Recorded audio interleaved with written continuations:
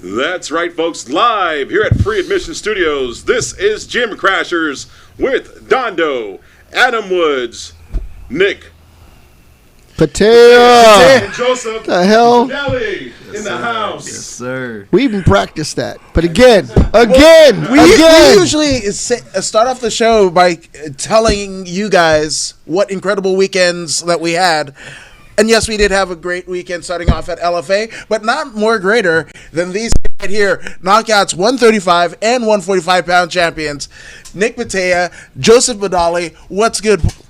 What's good? It was good. Came off a good weekend. Whole CSW crew getting dubs, so just here representing all of them, too. Love that. 8-0 this year, so we're off to a really good start. We're just going to 8-0, jeez. Yeah, absolutely. I mean, we were talking with Coach Ben Jones, and I mean, he was hyped because of Jacob's fight. He was hyped because of DC's fight. Wins for both of them. Wins at Sparstar. But you guys have the distinction, yes, undefeated and continuing that virtue, but bringing home the first titles to CSW for 2020. Holy hell! I mean, has it really? Kind of, it hasn't really sunk in for me yet, because I think something that when I started in this in fighting just in general, it's always been about the belt, but now it's more about the process. So to me, it's cool, but it don't really mean shit to me unless it's UFC gold, you know. And I think it speaks for me and Joseph both that we haven't been in here for a long time, but it's been a lot of hard work and dedication. And Ethan also got that title on Sparstar. Right? Yeah, I got right. you. I got Ethan you. Ewing. Yep. What's up? Yeah, absolutely. Forgot about that one. It was so early. Yeah, he's amazing, too. I think it was January, just right when the year started. Yeah. So First one of the year. Yeah. Started the year off right for CSW. Yeah, absolutely. It's I mean, we knew this was gonna happen though. We worked too damn hard not to get these belts. So obviously we're excited that we won these belts, but this was gonna happen regardless. So we soak it in for a little bit for the whole week that we got off, and then we're gonna get back to work. And I don't know about you, but I want another one. This is an addicting feeling. So I was like, yeah, this is nice, but I want another one. So Right on, Joseph. Well spoken. I like that. Those are the questions I wanted to ask you. So where do we go from there? So talk to me a little bit about where you're from. I'm from Whittier, California. Live in Norwalk now, but grew up in Whittier for most of my life. Went to Whittier Christian High School.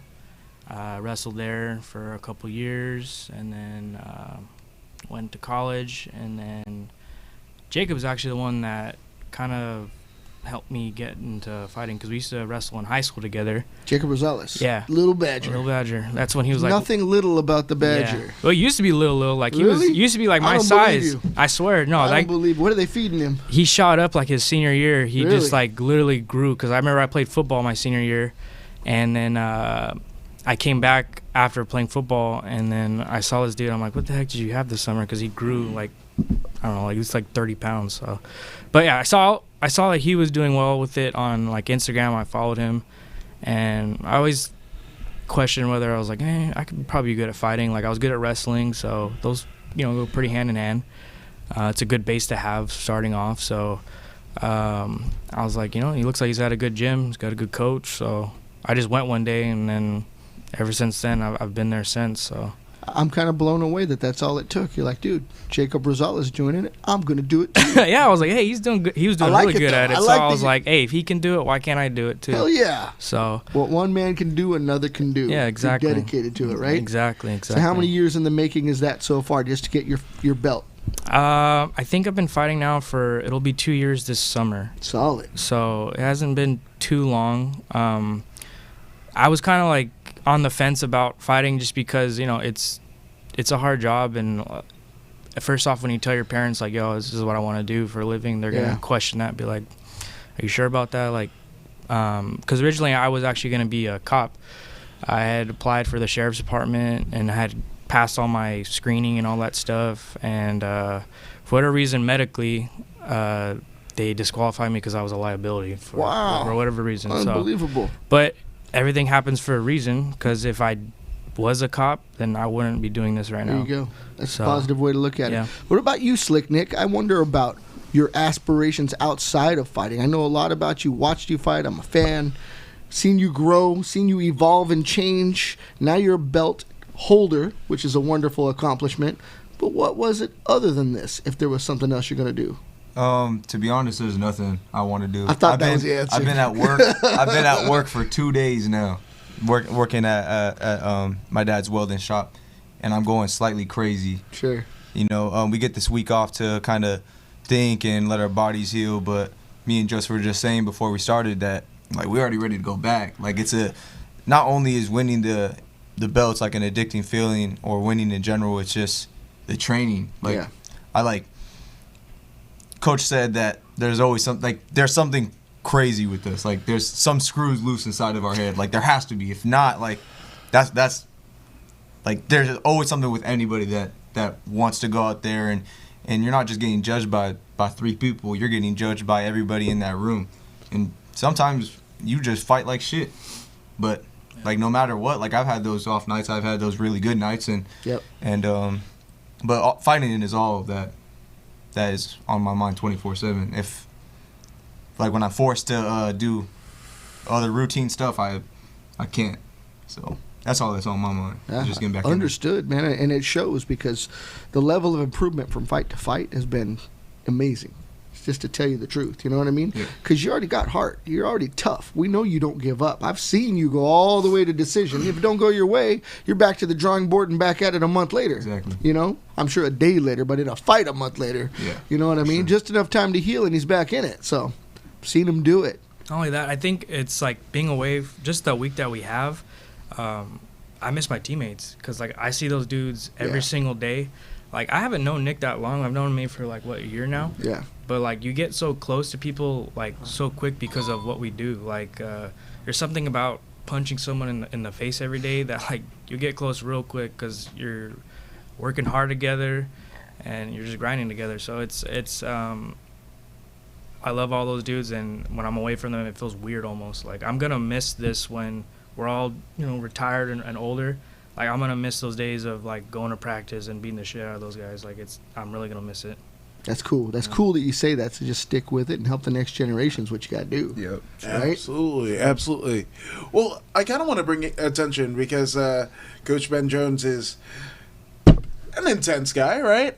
So you guys said that you guys had a week off. What prompted that? Because I don't necessarily see Ben going like, yo, this is the time. only time. Yeah, okay. After fights is the only time. Yeah. Other than that, it's very mandatory to be there. And there was one time where not that many people showed up to practice, which is very rare. Like, there's always like 20 heads there. Absolutely. And I think one time there was 8 people there or something. It was one of the conditioning days that nobody wanted to go to. I wasn't there included, but that day, the next week on Monday, people were getting cut. What? He told me, he's like, hey, you miss again. He told, like, me, 5 other people, hey, you miss again, and you're off the team. So days off is very This is earned. Like, we don't get days off usually. That's how we got him on the show.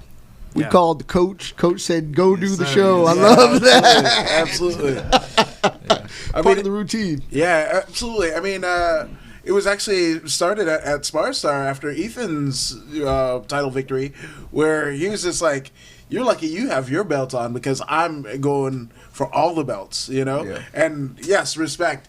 He brought up names like Chad George and other coaches, along the way, Blackout team or whatever. But he's just like, but when you put one of our guys, or now with Alondre Brown, one of our girls, one of our teammates in the cage, you're not coming out the winner, No.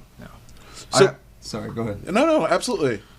Oh, so just one thing, like, when you fight us, bro, I promise you, like, the pressure test and all the preparation that goes into this, each one of us are willing to die. And I mean that wholeheartedly. Jake he's a whole nother breed, but, like, every one of us, we don't just fight for ourselves. We fight for ourselves, our coach, our family, everything. I know everybody fights, but, like, Yeah, down to the I why. can definitely agree with that. Like, I want to win just as bad, not only for myself, but for Ben, for my teammates. Like, I want that for them too. It's not just me anymore, although obviously I'm going in there, but I want to win just as bad, if not more, for them, because they invest into me. So I want to show them, like, yo, all that investment you're coming into me, it's for a reason. So Does that add weight at the time when they close the door of the cage, or does that lift the weight because you don't give a damn because you're fighting for everybody?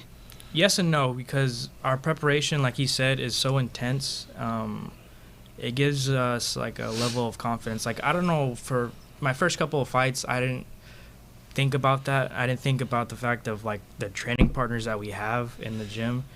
There's been guys, very high level fighters, that have come in our gym, and we can't name names, but I know already. I can name them for you. Guys that I go that we train with on a daily basis just whoop their ass. So I'm like, yo, I don't need to go anywhere else. These guys are pretty respected people in the organizations they fight for, and they can't hang sometimes. Like, so.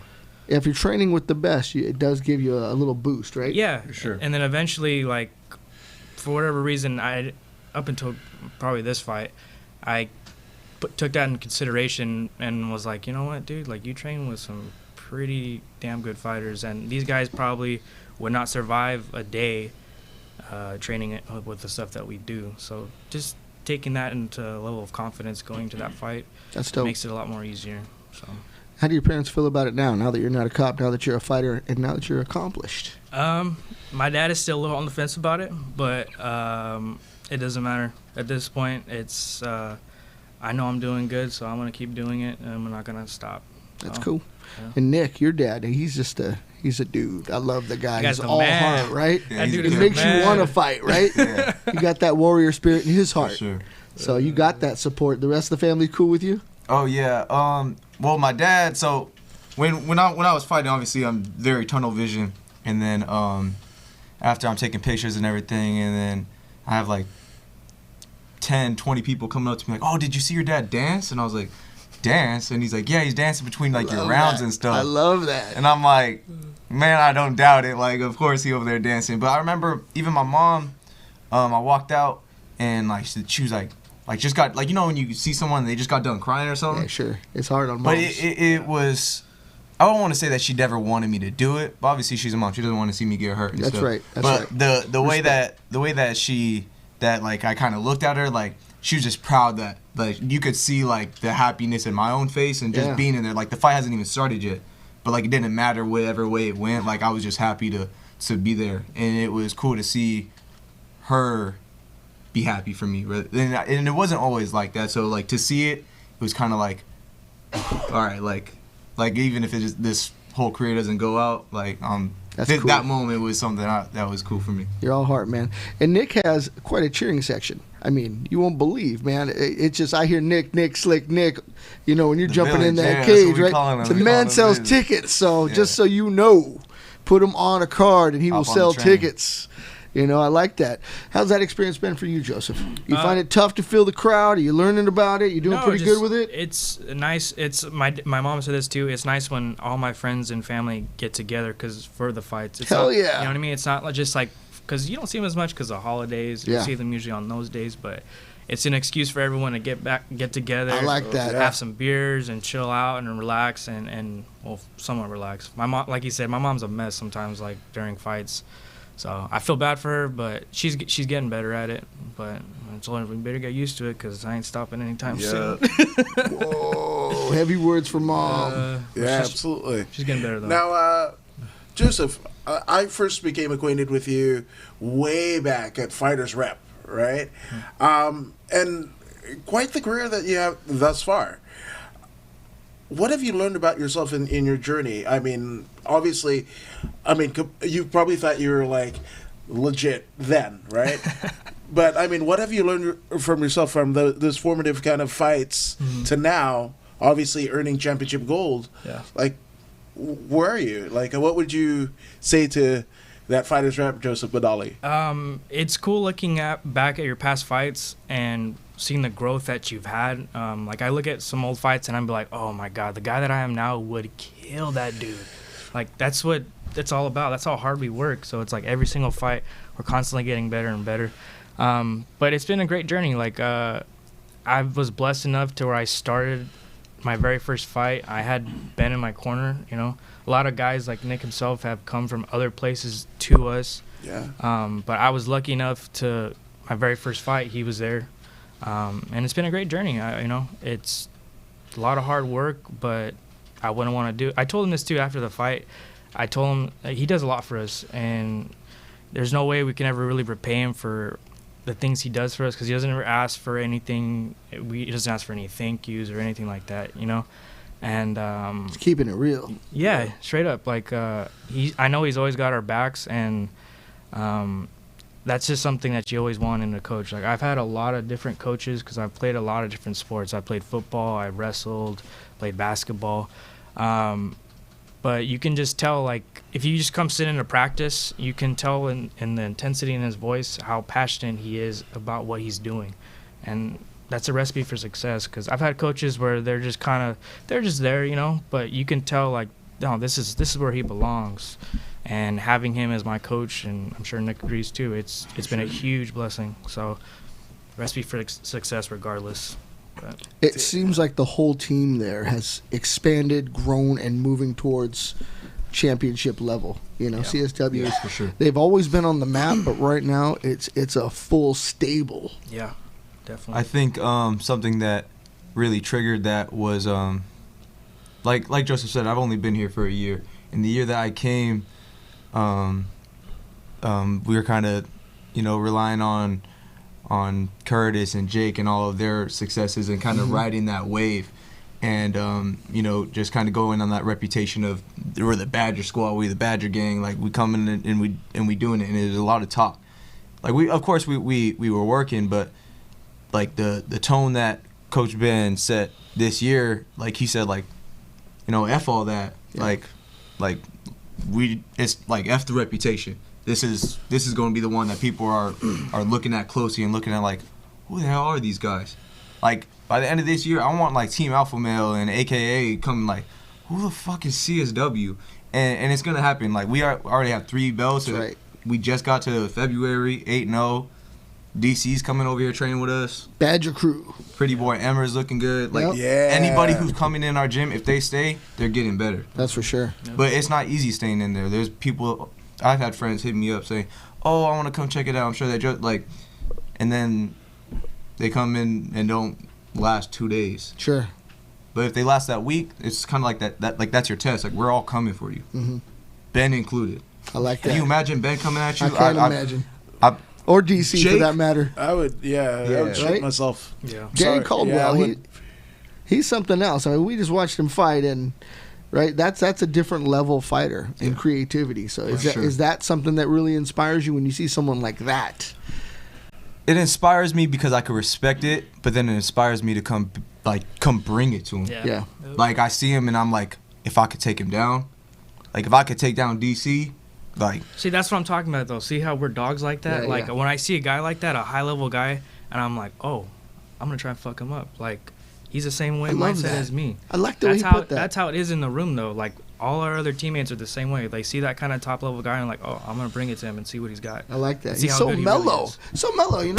You know, I'm just coming to work. Well, I'm just going to fuck it's up all the best love, guy in the though. room. It's all love. I just want you to know I'm a dog. I'm going to fuck everybody up in the room. that's that. This is Joseph. Follow my man, because he's after it. Well, it's like the story I tell about the Mike Tyson thing. You know, it's the same situation. Oh, I'm No, they You don't gotta know. tell them the story. Well, the 'cause- story is, Yeah, And fill we us can't in. tell the story every show. No, but We a know couple shows Joey's ago. got imagination. I'll tell him after the show. I'll tell him after the show. About Mike There's a Tyson. segment called Bull or No Bull. You feel free to run with it. There you go. I'll tell you after. You're a funny man. Adam, Yo. what do you think? I mean, you have ties with everybody at CSW. Has this been a phenomenal start to the year, or what? Absolutely. Well, here's the thing. I mean, I'm sitting next to Nick Patea, and you've been on the show before. I've seen you, win tremendous wins at CFL. Didn't go your way, right? You're a different cat now. I mean, not to say that you weren't confident before, but damn, you like exude it. Like you own a room. It's almost like a Jacob Rosales, a Curtis Melinder, a Darion Caldwell, a Ben Jones walking in here. You guys both emit that spirit, you know, and it's just like you guys are completely different dudes, you know, and I don't know. I want to call it the Badger effect, you know, because you guys. I like that. Yeah, That's hard. I mean, all of you guys. Coining right? terms. I like this. I like that. Literally, you guys all have something. You guys have all accomplished stuff outside of fighting, but you guys are hungry. You guys are still hungry. When you got a guy like Jacob Rosales that's hungry, right? When you got one like Darion Caldwell, when you've got Jake Bainey coming over, you know, and Bainey and Ben Jones, 2 alpha males, and they can coexist. A whole room of alpha males, bro. Yeah, absolutely. And it's just like you guys are all different from almost like it's a transformation. Alondra Brown, since she started training with you guys, there's a different look in her eye. Oh yeah. And it's just like, man, I'm proud, but proud doesn't even fully like engulf of what you did. And obviously these 2 championship belts sitting here, I mean, that tells the tale, but I mean, this is not the end. No. Oh, this is just the beginning. Yeah. I wouldn't even call it the beginning. This is first page. We haven't scratched the surface yet. Yeah. Like, it's, Well, that's a great way to get exposure, though, because you're in a promotion, you know, with Antonio McKee, Tracy Hess, guys that are out there that are known that have already accomplished things themselves and continue to accomplish. Antonio's still active. Absolutely. You know what I mean? In Bellator. So there's eyes on you, man. So you guys did it in the right place. How'd that venue feel to you? It should be like a stacked room with fighters. Everybody, it's pretty gritty. It's not like any other venue. yeah, it's a little different because of the whole like old school gym. I like that. But like I think my Ben Solis, anytime, anywhere, any place, it doesn't matter if we're in a parking lot or wherever. If it's going down, it's going down. So I'll fight anywhere. What do you think, Nick? Yeah, Long Beach. that was actually my first venue that I've ever fought at. So it was cool to come down like 8 fights later to come back to feeling like not like compared to like to Sparstar and the CFL. It was like cage is a lot smaller. There's the like there's not even enough seats for everybody to sit down. Like it's hot and it's cold at the same time. Like when you're in there, it's like you can't run. Like, and not saying that we need to run, but like the cage is so There's no room to do anything there's but no room throw. to work, and so it kind of forces the dog to come out. It forces them to either wrestle or bang or whatever. Like you can't run for even how short the amateur rounds are. Sure. It feels like miles in there. It feels so long, but it feels good because it has that little raunchy feeling, that little. Like, all right, let's I go. like that. That's what I want to hear, right? It's all stiff and the ground's all just.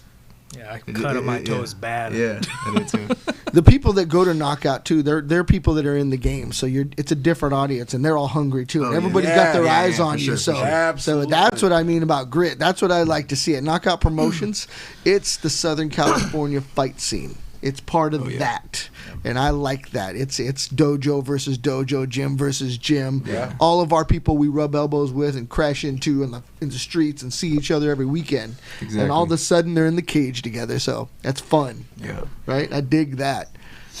Absolutely. I mean, and that's why, I mean, you guys may look at it as like a blip on the radar, but I mean, that's why, whether it be a promotional title like a Knockouts or Epic, CFL, Sparstar title, going way up to the Camo State title, because the level of competition, even at an amateur level, obviously I'm preaching to the choir, but I mean, it's such a high level. Like every gym, like when I was growing up in the South Bay, there was like one Gracie Baja after the 405. It was the original. Right? And It was the original Gracie's there in Torrance. And, right. And literally, you know, you run down, you know, just the coastline, and you've got like Systems and Hawthorne going down to you guys, and like how many other gyms, whether it be jiu-jitsu, catch wrestling, like it's so crazy, right? So for you guys to raise yourself to championship caliber performances and take a title, and the guys that you fought, no slouches. Yeah, no. No way. They didn't come. It's not like they're plucking people out of the crowd.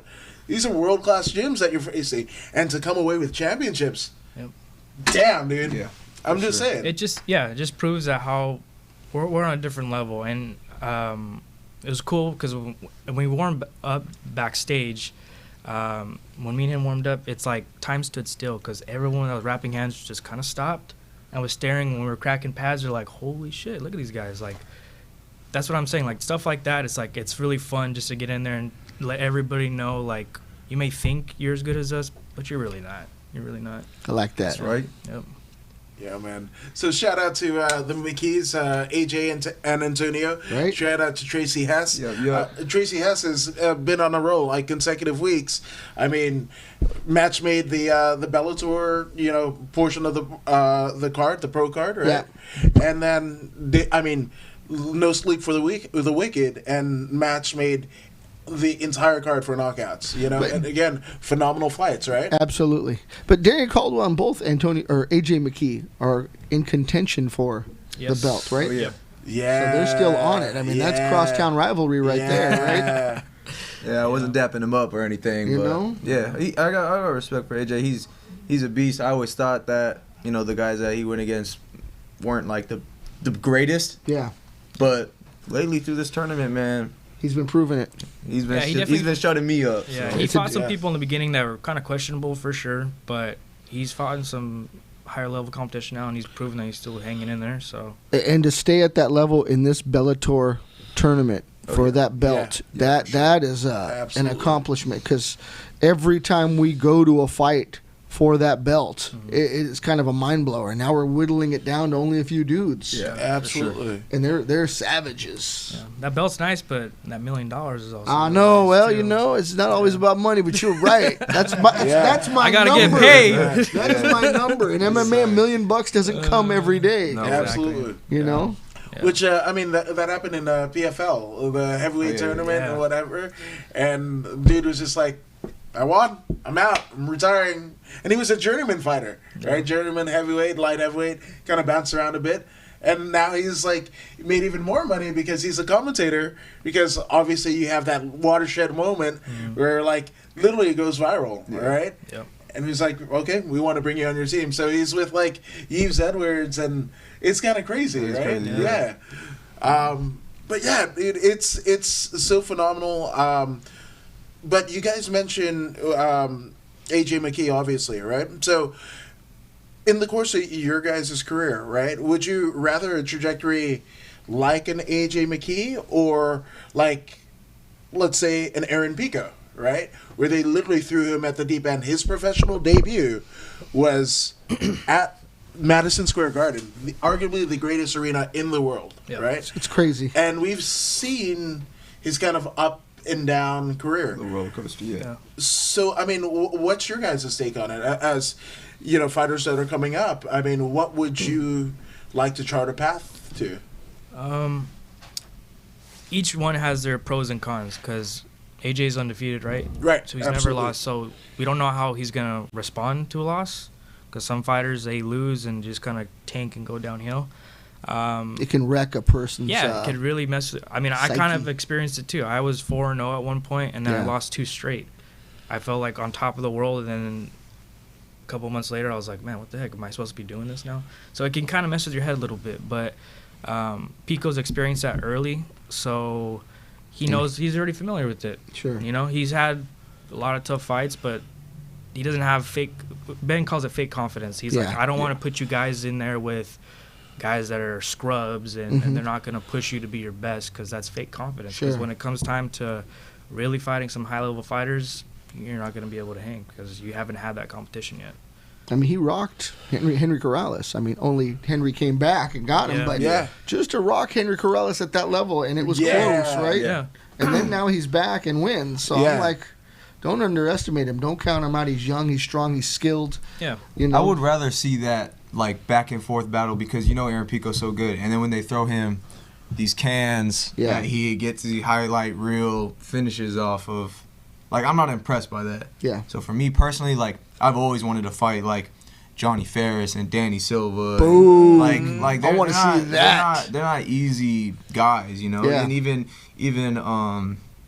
with the dude that Joseph fought, like Mm-hmm. not once have we turned down a fight and be like, no, like.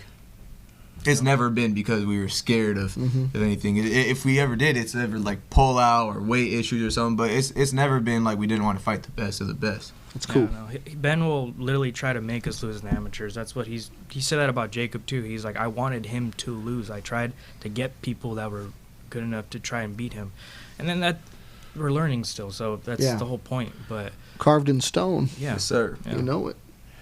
Now, on the subject of Aaron Pico is kind of Bellator's. Now, I don't want to make it's an apples to oranges comparison, but Aaron Pico and Justin Gaethje are kind of similar, where they're high-level wrestlers and almost implore none of it. None of it. Gaethje has won a World Series of Fight title. Yeah. Pico has risen to, the echelon that he has with Bellator. So, I mean, you guys are well-rounded at CSW. Ample strikers, ample wrestlers, catch wrestlers, in fact. Astute in jiu-jitsu, everything, right? So, I mean, how do you guys feel about guys who have a particular skill set and just throw it to the wolves and stand and bang? Do you think it's a good, kind of ideology to have? I don't know. I think Justin Gaethje, I won't ever miss a fight. If He's excited. If he was just to wrestle the whole time and kind of be like, what's his name, Lance Palmer. It's not. Lance Palmer is a beast. Sure. He'll. I don't know. But Justin Gaethje, I'm not saying to throw away all the wrestling, but I would love to see him and Khabib. Yeah. Because you haven't seen any of that wrestling. You haven't seen him try to take down people. You've seen people. I think Michael Johnson tried to take him down a couple times, but that's a dark horse to me that I think could really bring it to Khabib. But if he goes against Conor, I don't know, he might get smashed. Right. Maybe. If he goes against Khabib and wrestling, Khabib and Conor. Yeah. He's gonna have to bring out the stuff that people that they haven't seen. I think that's when it's important to have that, right? Yeah. And have it instinctually, because I know at CSW you have a system. So when you step into the cage, that's the Badger system you're working. So I don't know. I think the game plan is designed for adapting to different situations. Yeah, definitely. So that's what I get from you guys. Yeah. Every fight is different, and you always got to adjust on the fly. Like my last fight, I like switching stances a lot. I go from southpaw to orthodox, but And the coach is okay with that, because oftentimes I hear switching stances opens you up for takedowns. If you're not adept at it, some people it's just natural for them. Other people, man, you're opening yourself up to get shot on. yeah, but I have really good takedown defense. If you take me down, you're not gonna hold me there. I'll be up right back on my feet. I don't even think. I mean, I got taken down this fight, but it was for maybe a second, and then I was back up to my feet. So no one's ever been able to hold me down and actually, put damage. Like my very first fight, I fought a guy that was a 3-time state champ in wrestling, and he couldn't take me down. So no one else is gonna take me down.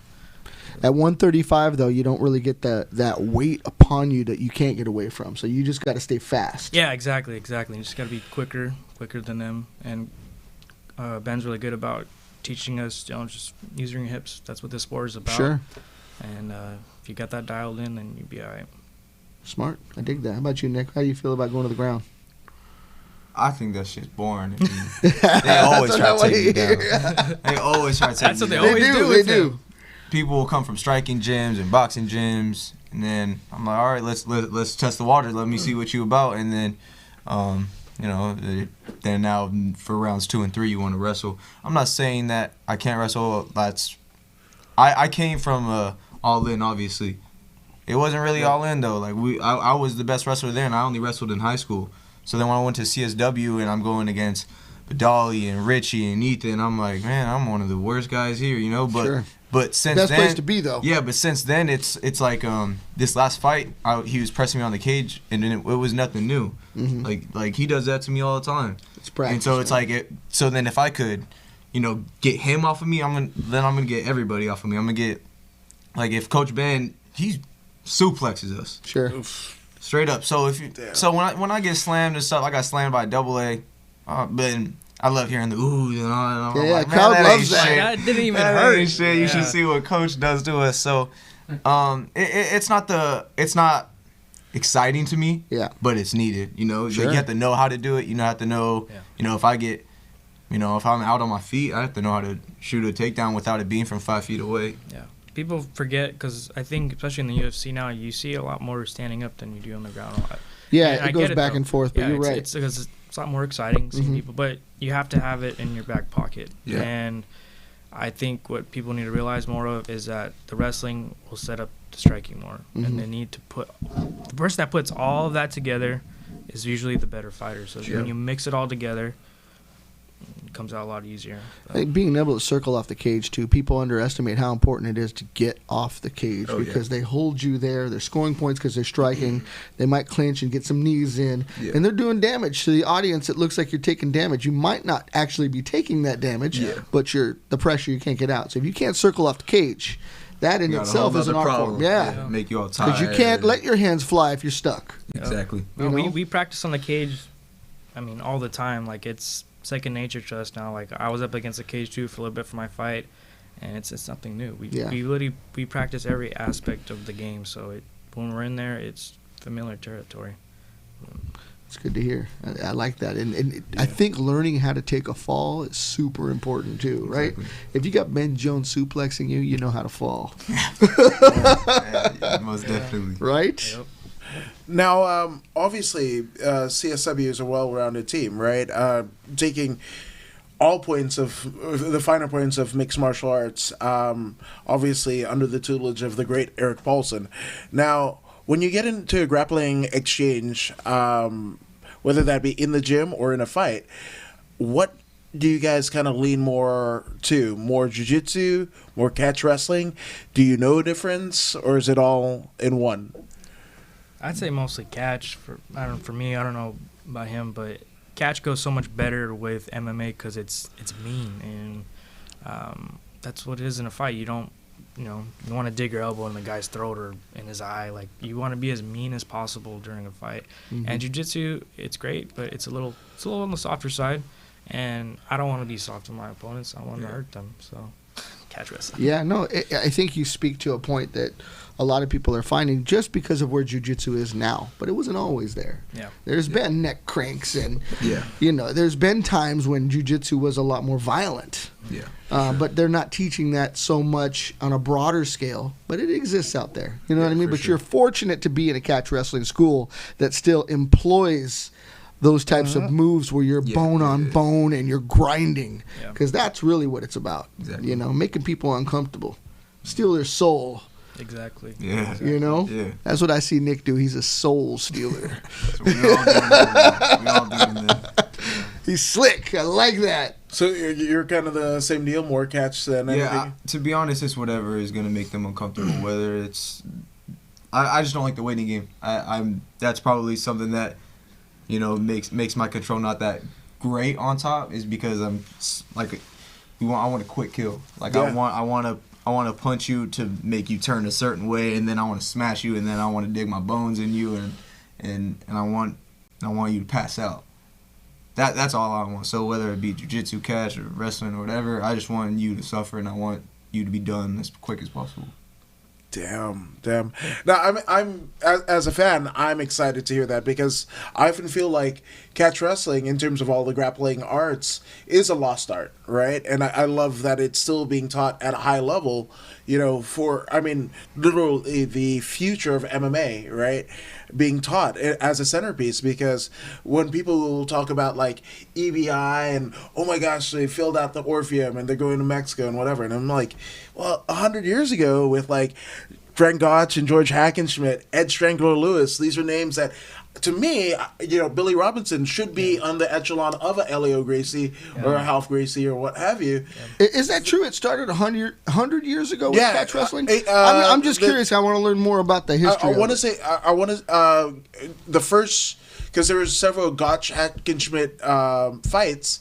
The first one, I want to believe it was late 1890s, between 1890 and 1901. I have to check, but Is that here in this country or somewhere else? yeah, they did that, and then they did one in Europe, and then there was some sort of like kind of finagling that happened, and they were like, one didn't want to agree to the match. It was almost like the Conor Habib kind of Yeah. Habib is like, I don't want to take that fight unless you pay me $100 million because we already know how it ended.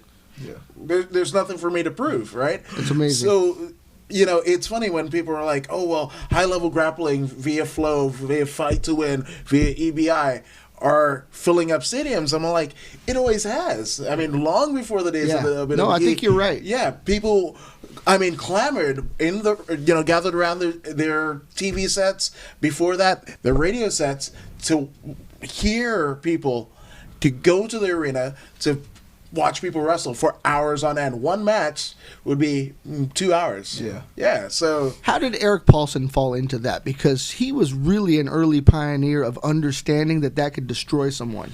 And that was a time when striking was dominant and there was no other part of the game. But he knew. Yeah. And he put it together. Yeah, with his system, like I said, he ties everything together. So the striking to the grappling, from the grappling to the kill, it just... all one smooth transition. And no one really had done that before Coach Paulson did. So, having him there is such a blessing, too. That guy knows so much about martial arts. It's insane. You literally, any question you have, you'll have, 5 different answers for it. You can do this, you can do this. Oh, you can also do this, too. That's pretty cool. It's insane, man. It really is. Yeah, people don't talk about Eric Paulson as much as they ought to now. I know in the past he was the guy and still is the head of the school. Ben Jones is obviously carrying that torch. Right. But Eric Paulson being the pioneer, dude. Yeah, for sure. Yep. And then they bring in guys like Guru Dan Inosanto. You know what I mean? You guys get to hang out with him and talk to Inosanto? I've met before. I forget when he came in. But a direct descendant of Bruce Lee's lineage. Yeah. In CSW's camp all the time. He's always over there. Come on. That's really, for me, that's what kind of brought it. Bruce Lee would be the first person that was trying to adapt and change and create a style that, would grow and never be unevolving. Yeah.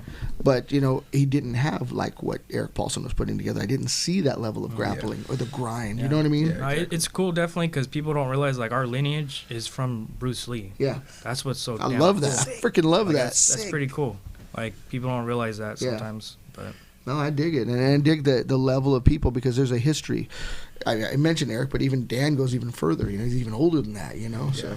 And he's a guy that studies not only traditional martial arts, but he does jiu-jitsu now. And I know he does the stick fighting because he's Filipino. So could you imagine the level of what we call mixed martial artists, what we see in the cage? This dude's adapted to weaponry and combat is really what it comes down to, right? Mm-hmm. So that's kind of cool. An older gentleman like that possesses all that knowledge right under the CSW roof.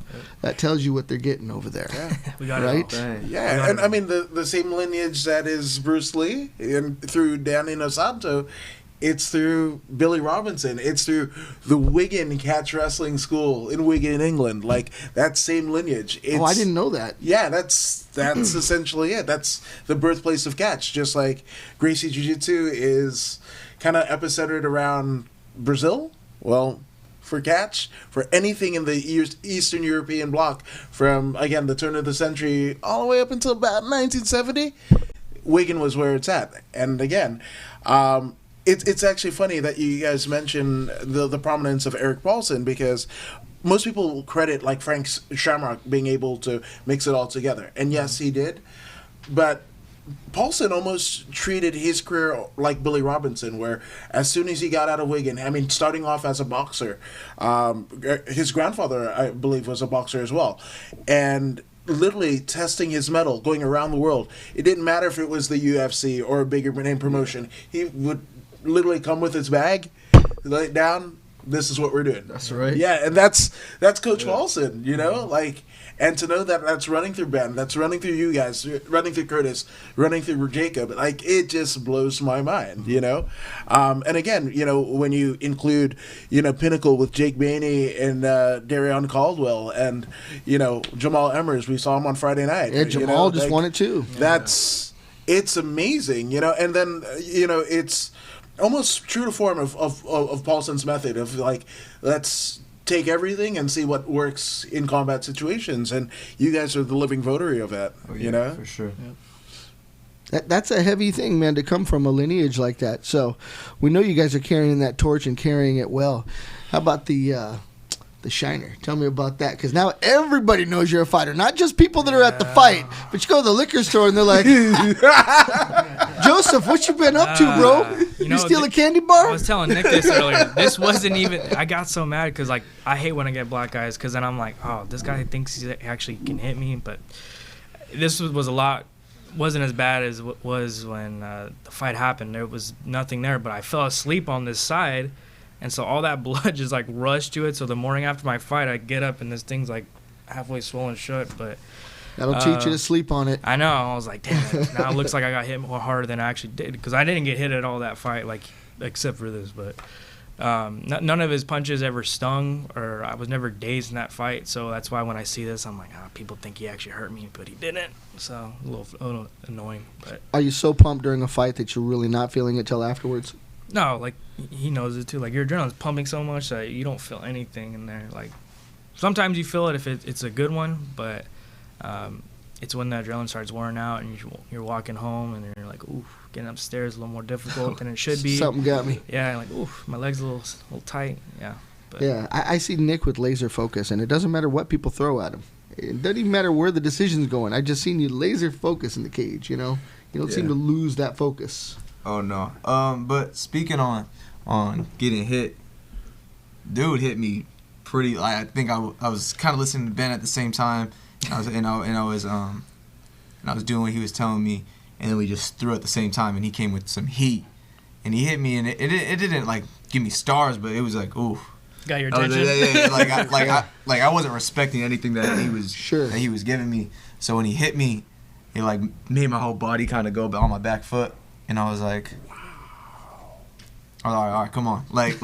I couldn't let him think like, that I'm he still hit me. here. I got you. Like Joseph said though, is most of the time that you feel him kind of just grazing you. So when you feel it, it's like, oh, like that hit down to the core, you know. So he hit me, and I kind of told him, I was like, oh, like let's go. Like I didn't take a back step, so I was just like, all right, let's go. But then from there on out, he didn't try to hit me that hard because he's like, oh, I already hit. Like it was in the first round, like clean. We were both not sweating yet, and he hit me. So it was like, I think his confidence kind of came down a little bit, but... Yeah, he was fighting a zombie at that point because there's literally everything.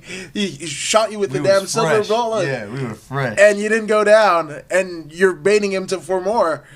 Fuck that. I'm good, dude. Like, I'm good. Yeah, that's when the wrestling kicked in. You guys got Richie Miranda and Gorilla Face Joe over there with you guys too, right? Yep. Yes. And a couple more savages that have done this show. And Richie Miranda. Exciting to watch them fight. They possess that same laser focus in the cage, right? Everybody in that room, that's what I love about our team is because we're all so like-minded. Everyone's a dog. Everyone's a dog. Richie's a dog. Joey's a dog. Like he mentioned Alandria. Yo, that is probably the toughest chick I've ever met in my life. I've hit her so damn hard. And she's telling me, like, no, keep going. And I'm like, what the hell's wrong with this girl? I was like, you're definitely Jake's girl. Yeah, straight up. I was like, yo, these guys are meant to be together. Because I hit her one time so hard in the face, and she was like, just her head, what? And I was like, oh, okay. But that's what I mean, though. Like, oh, yeah, you good. Yeah, she's a dog like us. So, like, she's tougher than some dudes that have come through that door. I'm not even bullshitting you. I love that. There's some dudes that, no, they can't handle it. And Alandria, like, she kept coming, and she's too tough for her own good sometimes. And she's funny. I sat with her at LFA watching the fights, and she is funny, dude. Yeah. She got game. She can talk. Yeah. You know what I mean? She's just herself, so it's cool to see that. Especially, like, even Richie and Joey, like we're all dogs, and we all have our own style, but none of us really try to be something that we're not. Yeah. You know, like, you don't hear Richie over here start talking to Storm because that's not Richie. Richie's kind of soft spoken. Yeah, he's chill. But when he gets in the octagon, he's a monster. Different dude. It's true. That whole face changes. When he gets that finish, he does the same thing. Yeah, he comes out. That dog comes out, but he doesn't try to be something that he isn't. No, he's definitely earned the status that he's got in the Southern California fight region because people know. Yeah, you know what I mean? For sure. They know he's coming, so I like that. I love both those guys. Seriously. Like cool dudes. Yeah. Now, Joe, if that China was anywhere else, like if it gravitated, whatever, I would definitely recommend one Our Life CBD. Whoa! What a transition! Wow, that was pretty smooth. Yeah, absolutely. That was smooth. Absolutely. We got some here today. Because I think the only places that you can't rub it is Your eyeballs, your eye and your nalgas. your So, huevos. yeah, absolutely. So Take this home. There we go. there you go. Oh, hey. Tell him. That one's Sweet. good. That one will work on your. On mine? Right? Cool. Thank you. All right. So, coming up on the hour here, we've got Joey the Bull Santana in the Hinojosa. house. Hinojosa. He's got 14 different names, but he's got a segment on this show called Bull or No Bull. And you can chime in and tell him whether he's full of bull or it's a serious thing, because he claims to have gotten the face of Mike Tyson. He also claims to have done a lot of other things. But if you stay tuned, you get a shirt if you guess the answer. So check it out. Bull or no bull up next. Come so on my in, name Joe. is Jennifer Rivera. Let him do and this I and am we'll see you a guys new out. mom, first-time mom. Break and then we'll get back on it. Do you want these in your way? No, I think we're gonna have them in our segment too, right? Yeah. You guys Okay. do the segment. Oh, us? Yeah. So you want me to sit in the middle? Yeah, it's in the middle. Okay. In the middle. Where he at? In the middle. Okay, so you get this chair over here. I'll sit in the middle. Oh, fuck. Okay, basically what's going to happen is I'm You know, telling that 3 stories I would get back to when where it's I true. was. And My name is Ramina. I am and one then of the have junior fans therapists out here there at Massage Matters in Irvine, either California. message me and on I've been social a media therapist for 10 or years now. to tell like this is the true story. And Hi, they I'm get Ian free Butler. I'm a professional fighter. I've been Okay. fighting professional for over 6 years. I've been fighting big organizations like Bellator MMA and Glory Kickboxing. I'm really excited. You can react the way you want want to react, you know. Lifestyle. I'm gonna tell 3 stories. Once I'm done, So my you'd be like, interviews damn, like, but you can interact with me when telling my story, like this. So guy we full got shit, amazing what? feedback from our clients with our Life CBD. It was very potent and the results are very long lasting as well. Just feeling good, just overall. So yeah, I think I'm gonna just use it just Which throughout was the- life, even outside of Massage Matters. I also get a benefit from it. I leave work feeling a lot more relaxed. My muscles aren't as tense when I'm working on the I client. usually get it on when And when it's a that win-win dude for both of us. puts the little My drops in name his is mouth. Jenna Soto. My son is 5 years old. He was diagnosed with Angelman syndrome at 15 months. This medication that they wanted to give him was only going to stop focal seizures. I didn't like those options. I didn't like the choice. Do you want your son to have seizures, or do you want him to go blind? Or do you want him to die? Definitely lose that This was sponsor. the perfect time to take on those suggestions that other people were telling us about. And that's when we met Sean.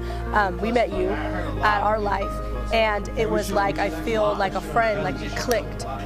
He In slow was motion? on our life CBD for, it was exactly 7 days. Okay, remember, and you guys, the audience Cheerios, members, he had some cereal on make his- some noise in the on his high background. chair. Give me some shit back so I And can I'll get never more forget it because it was like feel. the best feeling ever, you know, going back. Started using his finger and his thumb, and he's like picking up Cheerios. And he's Oh, picking it hell up. no. We're looking at each other. We're like, bro, he's never done that before. This product is helping my son. No, with that- really grow. And I That started mic's telling kind of shitty with the wire. everybody It does a about little it. static I in the think our background. life from the Don't touch that bottom mic. of my heart, that he found us, that Sean found us, and that my son has an opportunity to do better, and that my son is gonna do so much. Oh, Ben's watching. Yo, what's up, folks? This is Joey the Bull Santana in the house, and this is Bull or No Bull. Now, the way it goes down, fellas, is I'm telling you 3 stories, all right? And people that know my history, you know, I've been everywhere. I mean, back in my mid-20s, I used to box. I used to spar with the best. I used to train with the best. And after that, just, you know, I finally kind of gave up, during my time. So, but I got a lot of stories. I tell everybody my stories. Everybody heard my stories. Everybody's tired of hearing my stories. But this segment is called Bull or No Bull. I have 3 stories, and one of them is true. All right, so the winners out there, if you get this correct, just time in our social media and let us know which story is true. And if you guess the right story, you get a free T-shirt from the Gym Crashers. Hopefully, we'll show that a little later in the segment. But here you go. You guys ready for this? Yes, sir. Let's go. Okay, first story. This was back in 2003. I was, I was training in the LA Fitness at the block of Orange, hitting the bag, boom, boom, boom, because, I was training other places. A lot of places were closing down because a lot of gyms weren't having that success, so LA Fitness was a place to go. So I was hitting the bag. Next thing you know, these 2 guys come to, and I think these guys were like Persian guys. They're like, hey, you a bucks? You a fighter? I'm like, no, I'm training. It's like, well, you know Thank Abbott? I'm like, Tank Abbott. Yeah, I know Tank Abbott. He's like, well, he's trying to make a comeback, and I think maybe you'd be the perfect guy for him because you're a big guy and you don't have that much training. So they're basically looking for a putt just to go fight him. I'm like, yeah, thanks. You throw me in the line. Get my ass whooped. But in reality, I would beat his ass. But that's the honest to goddamn truth. I mean, honestly, Tank Abbott, I love the guy, respect the guy, but he won't last one round with my sexy ass back in the day because, dude, these hands were full of speed, and now I had a powerful punch, and I don't give a shit. I would have beat the crap out of this guy. You know what I mean? Yeah. But anyway, I gave my number, waited, and they never called me back, and I was so pissed off because I think that would have been my shining moment of me going in that ring, kicking Tank Abbott's ass. That was the first story. Okay. I kind of believe that. See, that's what I'm talking about. I thought you were gonna start saying he called you back and you started whooping on. No, him I was shit. hoping they called me back, but they never did. Second story. All right, I was in a red-eye flight. I was working for this celebrity at the time. He was a bad boy of basketball, played for the Bulls, but he was living out here, and he was living in Florida, Miami for a while. So he calls me up. Hey, dude, I need you to fly down. I want you to hang with me during Halloween. Blah, we're doing the Halloween party. Blah blah blah. I'm like, great. Where's my ticket? The only problem is I'm flying you out a red eye. Like, red eye, god dang, dude, you crazy. So it was about maybe 2 o'clock in the morning. I'm in this plane, right? Flying across from here to Florida, straight flight. I had to take the biggest shit ever. And I had the diarrheas, all right? I had the diarrheas. Right. And I think, I had the diarrheas. It was terrible. And next thing you know, I'm like, okay, it's 2:30 in the morning. Everybody's sleeping. I'm thinking, all right. So I'm going to go in the back. And this is when I was done training. I was a little bigger than you. I'm a little, my size. Yeah, just a little bit. A little bit bigger. So, I'm going in the back, and fortunately they had 2 restrooms. They had one that faced the aisle, they had one that faced the back.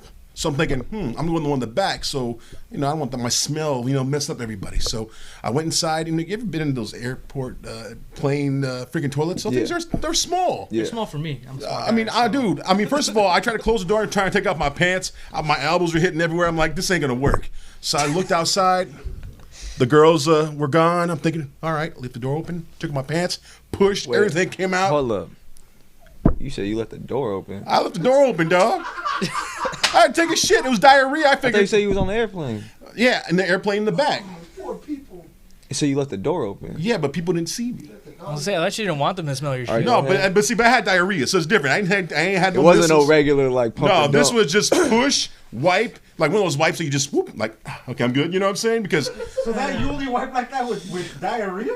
Dog, diarrhea is it's hell no. If you're having a constipation, dog, let me tell you something. Hey, let me tell you something. If you have a constipation day and that shit's coming out solid and it's hurting your ass, believe me, you can be wiping forever until your signature's gone. I'm just saying, when diarrhea comes out, it comes out clean, like a fucking like this, whistle clean, whoop, and done. So I did that. That's the second story. I actually should have. I believe that. I believe that. Now, third story. God bless his soul. I was at a party. Just was like when he was still around. I was drinking, having a good time, dancing, and next thing you know, I feel this big old. Excuse me when I do this. Boom to my shoulder, and I'm like, "What the?" I turn around. Of course, it's Kimball fucking Slice. I'm like, yo, what's up? What's up, champ? I go, dog, excuse yourself. Oh, you got a problem? I go, no, YouTube champ. No, YouTube champ. And he got mad at me because I started calling him YouTube. I go, dog, all the people you fight in your life are all chumps, bruh. I go, man, guarantee you. Oh no, I told him, yo, you fight a real fighter like me because I trained back in the day, bro. I'm back in the day, dog. I'm telling you, I was knocking out fools, homie. See, I don't know if I believe you because these guys are I'm just telling the goddamn truth. No, I have no shame. I can tell you everybody I taught you.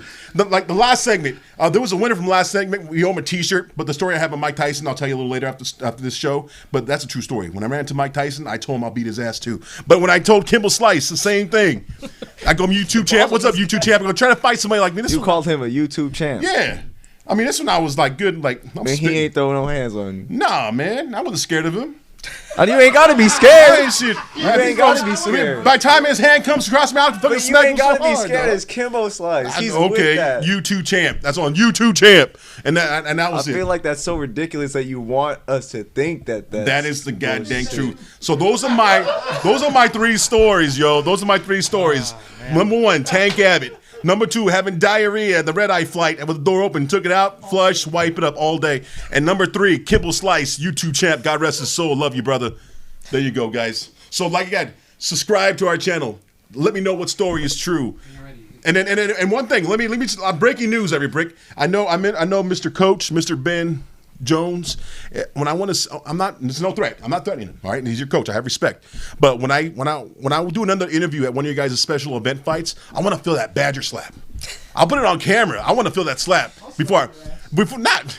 I didn't say a midget slap. I said a Badger slap. It won't hurt as bad. So no. I want to feel it because I see the films. I'm like, dude, I want to feel that. And I'm just get ready to interview somebody. That's what I want to do. I'm gonna do like a pre-interview slap before I interview you or you. I'm gonna have Mr. Ben Jones just wham and then say, "This is Joey the Bull with Gym Crashers," and I'll be like, but you're not gonna be able to do that though. That's the thing. I just want to taste. Like, this is Joey the Bull. Not from you guys. Not from you guys. You guys are champs here. But I'm just saying.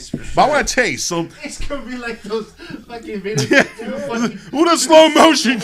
Like that. Anyway, this is Joey the Bull with Bull or No Bull. Guys, thanks for listening to my stories. And what story you guys think is true? I mean, anything? I think you shitting in the plane was not true. Because, I mean, you told Mike Tyson he can kick his ass. And you said that was true.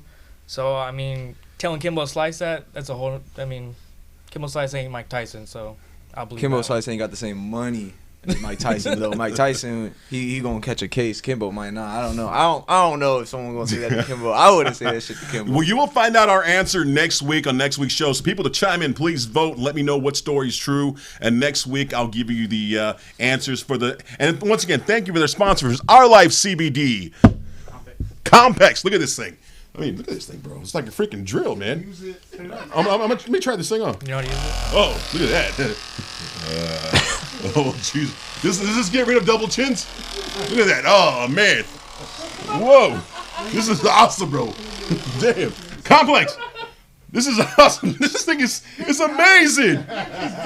This is amazing. Look at that. I can fix a car with this thing. Look at that. You hurting somewhere, bro? Like right here. Look at that. Look at that. He's loving it. Yeah, what about you? No, You're good? You straight, bro? For real? Yeah, I don't know where that been, you know. Dog. All right, bro. Anyway, this is Joey the Bull signing out.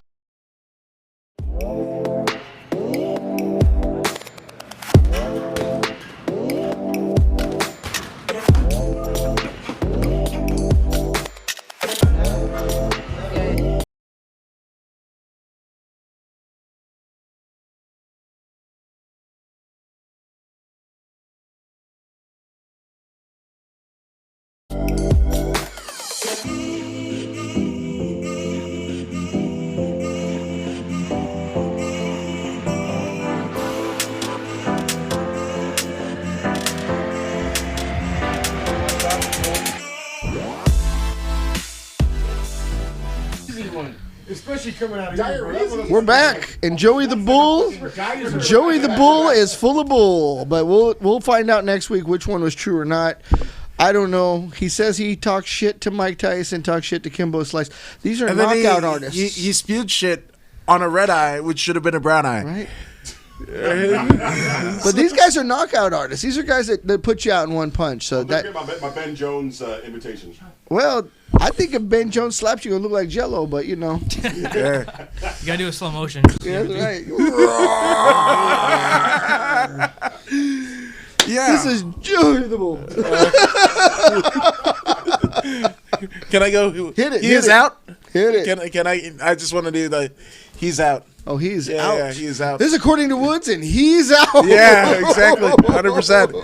100%. Fuck, man. So, looking down the pipeline, any fights that you guys, as fight fans, are looking forward to? Hell yeah, it's a big year, right? There's a lot coming up. Yeah, there's a lot coming up. I have to say, just before you even get started, Khabib Yeah, that's the big one. with Tony Ferguson, yeah. is that even going to happen? Oh yeah, we'll see. Wrap Right? those motherfuckers in bubble wrap. I'm just saying, dude. Like, Tony, all the fucking weird ass shit that you do and whatever, just calm the fuck down. Oh, word? Yeah, I Coach still don't Paulson, like like on The Ultimate Fighter, when Tony Ferguson was on The Ultimate Fighter, he was one of Tony's coaches. I got to go back and look at that. Really? That's kind of cool. Yeah. I had no idea. And I forget who it was, but Ben cornered against Tony Ferguson. I think it was his first pro fight. been cornered against Tony Ferguson. Really? Whoa. Wonder where that was. I wonder what promotion that I was. have no idea. That's a nice little bit of like history there. Yeah. Yeah. Absolutely. Wow. I bet Robert would know. Our producer stepped aside, but he usually is the encyclopedia of old school guys from Orange County knowing where they fought and stuff. He knows that shit. I probably watched it, and I don't remember it. Yeah. Well, hell, I mean, John Jones. Oh, Yeah. Light heavyweight title fight this Saturday. That's going to be nuts. And Dominic Reyes, I mean, in terms of somebody that could match Jones's skill set and kind of neutralize it, fuck, man. Like, of course, Gustafsson had size or whatever, but I just think in every way, that first fight was awesome. Second fight, I mean, Jones demolished him. Wanted to leave no shadow of doubt that he was the victor in their series. So, but Dominic Reyes, 12-0, presents amazing challenges. But does he have a lot of PR cleanup to do? Because once you get popped for some of the things he was popped for, I know it was just a micro amount picograms of the C word, right? But you know, when you get popped, then you gotta make up for lost time, you know. And people lose faith. They're like, well, is he pumped or is he not pumped, right? He's pumped. Is it? Yeah, I know. He's all pumped up on something, yeah. But what he did to, I mean, that OSP fight wasn't his best performance. OSP, but the OSP looked like he was in a car wreck. Yeah. After it. You know, and that's all. Anybody that doubts Jones's skills, Yeah, like he had a very off night, but he was still very dominant. Dominant. too. So it's like, damn, you got to put that in perspective too. Though his off night is still better than most guys' good night. So absolutely, that's crazy to put it in that perspective. But you're right. He And does have that. and even before that, I mean, all of his extracurricular activities was literally his greatest run. I mean, his title run. I mean, most people forget he filled in for Rashad Evans, who was supposed to have the title fight. His That's nuts. teammate. That's nuts. And I mean, took the title, then beats Rashad, beats Rampage. Like That run he was on. yeah. yeah. It was like seeing all the legends just. Yeah, that's what I'm saying. Like he's got such a really like I don't like John Jones one bit, but I gotta respect to what he's done because of the legends that he's taken out. Submits Dan Henderson in Submission Underground. Yeah. As white belt. That's unbelievable. What the hell? He ain't a white belt. Yeah. Sandbagger. Yeah. Yeah. That ain't no white belt. Come on. Wrestled for 20 years, but I'm a white belt. Yeah. True. But yeah, I mean, this is obviously in the wake of Kobe Bryant's death. We're talking about elite level athletes, right? Mm-hmm. Just like people who they call it the Mamba mentality in regards to Kobe Bryant, but people who are just these once in a lifetime talents, and we are seeing that with John Jones. You know, regardless of his personal issues aside. He's our. I mean, what he did to DC, their first fight, took him down. DC, if there was a fourth place medal in the Olympics in 2000, DC would have won it, right? Yeah. After that fight, he becomes two-time champ simultaneously in two of the toughest divisions, light heavyweight and heavyweight, respectively.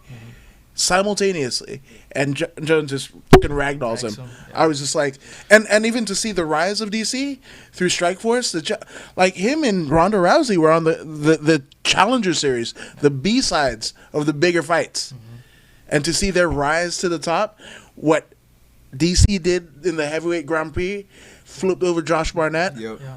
Fuck, man. It's cool to see that though too, because it shows that you don't have to be in the UFC from the get-go and then you're going to be instantly good. Like there's people that are from Strikeforce that have worked their way up and now in the UFC that are very good. There's guys from Gaethje from the PFL. Right. The guy fought in PFL for like I don't know how many years, but a very long time. Yeah. And he's wrecking dudes now in the UFC. So that's pretty cool to see that. Like, all right, yeah, obviously UFC's the end goal, but fighting other promotions too doesn't necessarily define the level of talent that you have. Yeah, so. and the show is not the only way to get on the the card anymore too. That used to be the way, right? Back in the day, got to go through Ultimate Fighter, but not so much anymore, right? You can prove yourself other ways. Yeah, exactly. A lot more promotions now. So. Yeah. You know, you bring up John Jones, and the one thing that I don't know that he has that audience love. I mean, I love to watch him fight, but he's not that champion for the world. I know you speak of him as if he were the GOAT, and I do believe the skill level's there, and he's had some great runs, but he doesn't have the heart of the people. He's made it hard for everybody to get behind him. For sure. but in the sense of a supreme athlete, right? Yeah, I buy that 100%. When I really do. When you're talking about, I mean, just the whole Jones clan. I mean, he's the weak link. He's definitely, regardless of whatever, he's definitely in contention with one of the greatest fighters who ever lived, right? He's the punk bitch brother of 2 Super Bowl champion NFL players. Yeah. Like, Chandler was like, fuck, you sound I'll like beat him Joey up. when you say that. Wait till we see John Jones in public. Yeah. No, but John will tell you. Adam Woods No, running but John for will it. tell you. Hey, as long as he's not going in a Lamborghini like a fucking gazelle in the night and running back to get the coke. But apparently he's reformed. He's not doing that. He But learned it. with that all being said, I mean, the fact that he was doing all of that shit and went on arguably one of the greatest runs that any fighter, let alone a UFC fighter, has ever had. Yeah. We've So never true. seen the best John Jones. Yeah, That's the scary thing. We haven't seen the best. How old is he now? 35?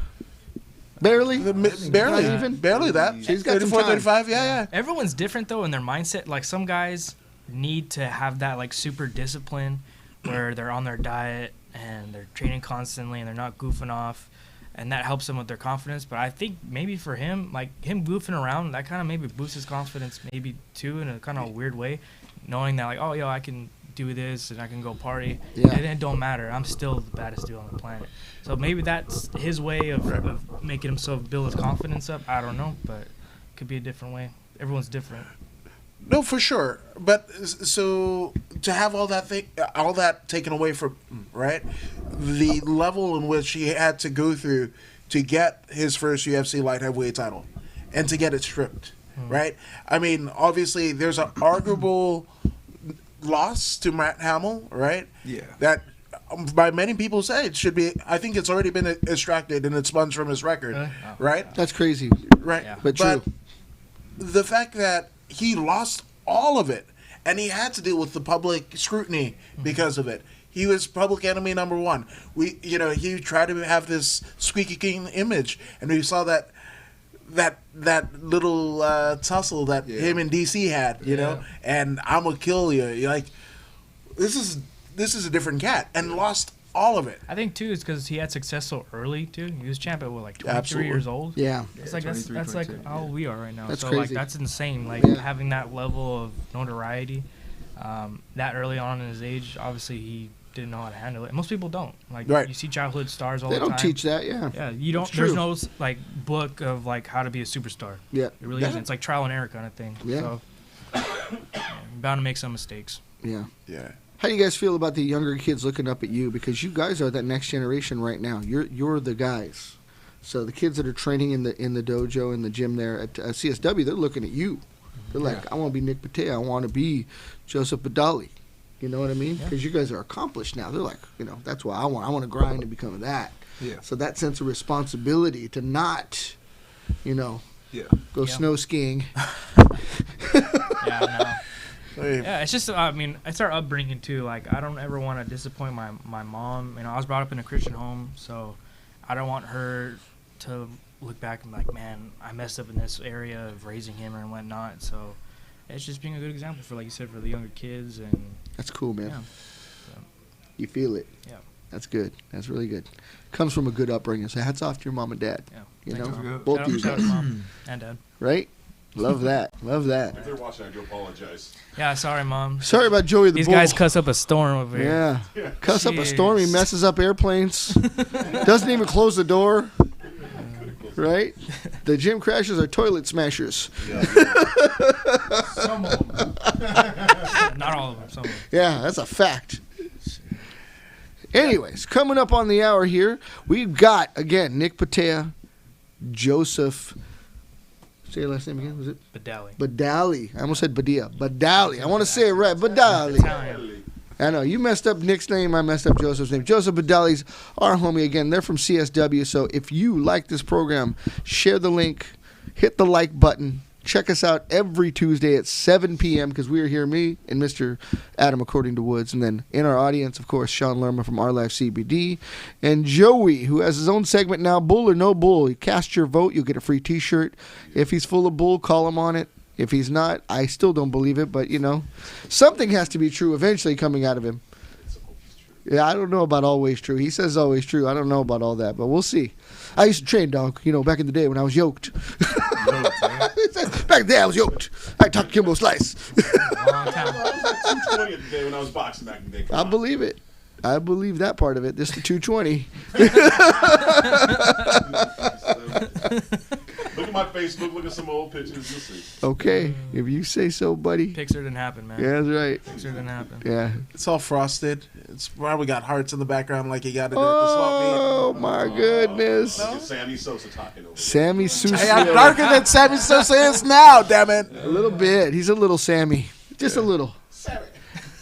You want a little bit of Sammy's I don't know money. what you call your unit, but I'm Little Sammy tattooed. is not I'm what I call tattooed. They got a mine. new Fantasy Island coming out, dude. I seen that. Right? For Fantasy Where Island. were they when they were looking for tattoo? You know it. I come See you. cheap. I'm cheap Mexican labor. Find me out front of Home Depot. Anyways, Mr. Woods, bring us out.